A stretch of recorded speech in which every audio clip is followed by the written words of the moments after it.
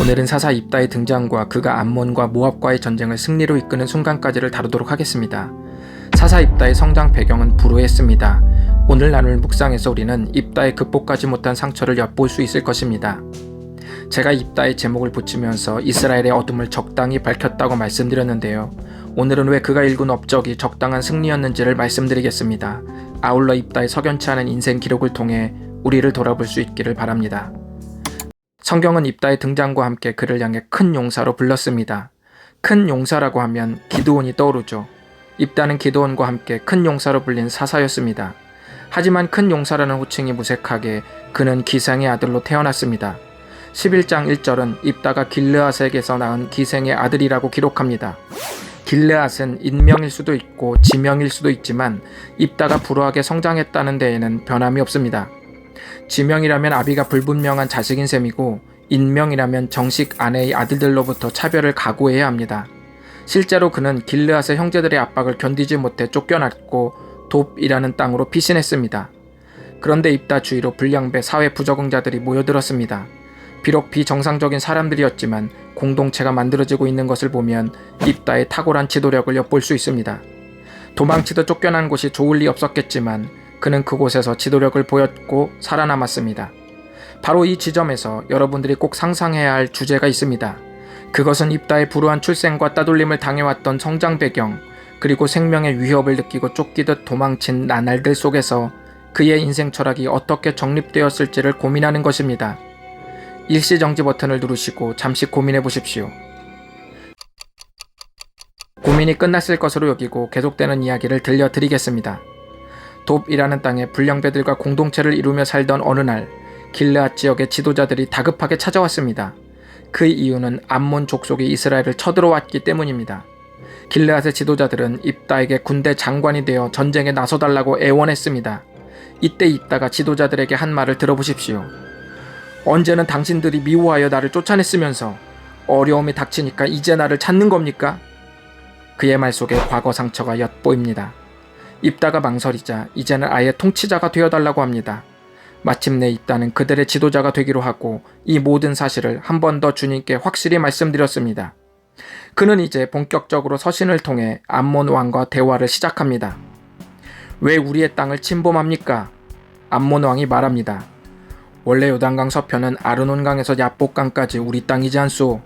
그런데 수백 년 전에 당신들이 침범했으니 평화롭게 돌려주었으면 좋겠소. 입다가 말합니다. 그것은 잘못된 말이오. 우리는 오래전 이집트를 떠나 이 땅으로 올 때 당신들이 지금 말한 땅을 함부로 침범한 적이 없소. 오히려 그 당시 당신네들 땅에 살고 있던 아모리 족속이 먼저 공격했을 때 우리가 승리해서 지금 당신들이 말한 땅을 가졌을 뿐이오. 당신들의 말이 맞다면 문제없이 지내온 300년 동안 왜 바로잡지 않았소? 누구의 말이 맞는지 하나님께서 우리와 당신 사이를 가려주실 것이오.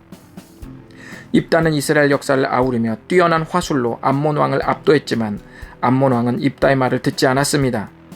협상은 결렬되었고 일촉즉발의 전운이 감돌았습니다. 이때 여호와의 영이 임했고 입다는 적진을 휘저으며 대승을 거두었습니다. 이것이 오늘까지의 이야기입니다. 이제 영상 중반에 부탁드린 입다에 대한 질문을 답할 시간이 왔습니다. 입다가 불우하게 성장하며 정립한 인생 철학은 오롯이 내가 살아남으려면 내 능력을 믿는 것밖에 없다는 것이었습니다. 그의 상처와 아픔이 그의 인생관을 만들었습니다. 입다의 탁월한 화술, 교활한 협상의 기술, 상대의 심리를 파고드는 질문의 기술들은 과거의 상처 앞에 악바리같이 버티며 터득한 것들이었습니다. 이 인생 철학과 삶의 방식에 하나님의 말씀이 들어갈 자리가 없었던 것입니다. 어느 유명한 신학자는 입다의 생애를 다음과 같이 풀어냈습니다.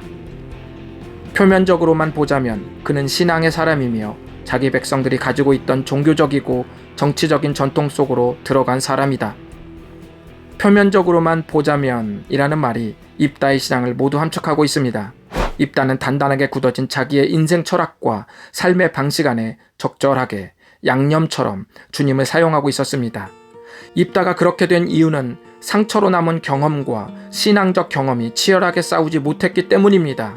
상처의 경험은 자연스레 우리의 머리와 심장에 깊게 패여 각인됩니다. 하지만 우리가 받았던 은혜의 경험은 아무리 강렬해도 쉽사리 잊혀지고 맙니다.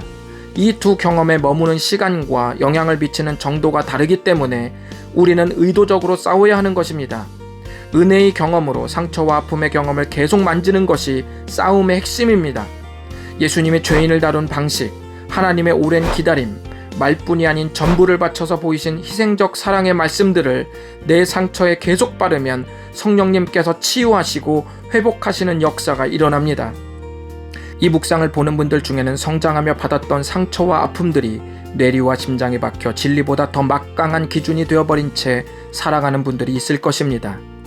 우리가 그리스도의 제자가 된다는 것은 바로 이런 경험들과 치열하게 싸워야 하기에 결코 쉽지 않은 것입니다. 하지만 싸워본 자는 알 수 있습니다. 싸우기만 해도 정체에서 성숙으로 향한다는 사실을 말입니다. 구원은 은혜로 받지만 성숙은 치열한 현장을 동반합니다. 여러분들은 상처로 굳어진 삶의 방식과 신앙적 경험 사이에 치열한 전쟁을 벌이고 계십니까?